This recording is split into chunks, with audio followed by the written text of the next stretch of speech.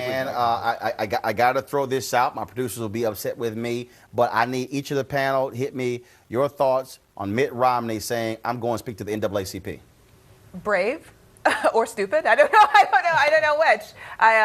I think that, look, you have to show up, and so I think that you have to have a seat at the table to have a foot in the game, so he should show up. And I think it speaks well of him to do so. He should, but it's got to be about substance, not about style, and he's going to be about style. Yeah, I think it should be about both, and I think he's as brave as any point guard in the NBA who would go up against the three bigs down in Miami. just go on up in the paint and show them who and what you are and what you have to say. He's going to get booed either way. I'll tell you what, Mike, to your point about the whole issue of black wealth, I think one of the things you're going to see, he's not going to go to the NAACP, talk about with the party of linking. I think he's going to walk in there.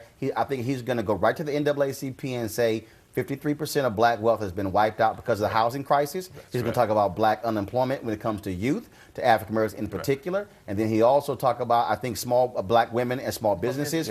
If he goes there and makes those points, it's hard to counter it when the facts are with him. The facts are with him. I think we got a little preview this week when he spoke to a Hispanic group down in Florida. But talked about, he talked about the Hispanic unemployment rate versus the general unemployment rate, and the Hispanic rate is higher, and he's the guy who's going to fix it. Now, whether you believe he can fix it is another matter, but that's the case. But he's not going to talk about Trayvon Martin. He's not going to talk about Trayvon Martin or any of those issues. Of course, he's not going to talk about Trayvon Martin. But when your whole agenda has been the economy, what I'm saying is, when he goes to the NAACP, don't be shocked if it's an economic discussion, and when the Obama administration is on their fourth housing plan, it's going to be hard to counter what he has to say about housing, no matter how hard you may want to try to.